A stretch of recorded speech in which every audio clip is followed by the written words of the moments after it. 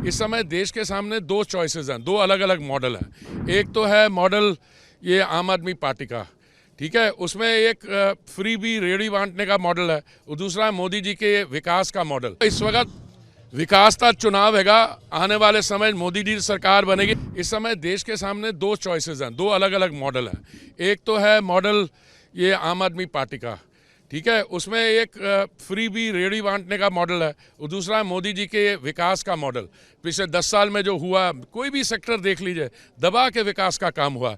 और दूसरा ये आजकल तो इनके नई थियरियाँ आ गई हैं आजकल। पहले तो सिर्फ चीफ सेक्रेटरी की इन्होंने पिटाई की थी, फरवरी 2018 की बात कर रहा हूँ। अभी वो उनकी एक सांसद हैं राज्यसभा में, उनकी पिटाई कर दी, दो जर्नलिस्ट थे उनकी कर दी। और जो रिपोर्ट्स मिल रही हैं तो फ्रस्ट्रेटेड हो गए हैं। फ्रस्ट्रेटेड इसलिए हो गए हैं क्योंकि ये अभी जो लोकसभा में चुनाव होने जा रहे हैं, बातें तो बड़ी करती हैं, तो ना तो इनके पास काडर है ना कुछ है। और फिर ये शराब घोटाले से इंटरिम बेल पे बाहर आए हैं, और शराब घोटाले का इंटरिम बेल में आके इन्होंने उसके बाद वो असॉल्ट गेट या वो उनकी जो स्वाति जी उन पे हमला कर दिया। दूसरा ये जो शराब का घोटाला है, इसको अगर देखिए सही माने में, तो ये कौन व्यक्ति है? एक ऐसा व्यक्ति है जिसने कहा था 2013 में कि हम एक बच्चों की मैं कसम खाता हूं मैं कभी राजनीति में नहीं आऊँगा, बच्चों की कसम खाता हूं मैं राजनीतिक दल नहीं बनाऊंगा।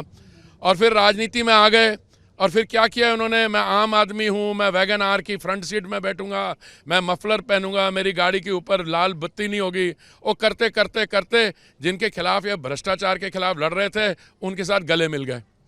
और हुआ क्या कि अब ये देश भर में अगर भ्रष्टाचार का आंदोलन करे तो इनको जवाब देने हैं। 100 करोड़ के शराब घोटाले का है, अभी तो पंजाब में शुरू नहीं हुआ।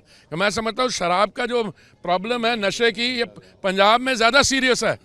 अब मैं ज़्यादा कोई एलिगेशन नहीं करना चाहता हूँ, पर देखिए इनके कैसे लोग हैं। और फिर इन्होंने जो कहा कि नहीं नहीं हमारे खिलाफ तो कोई सबूत नहीं है।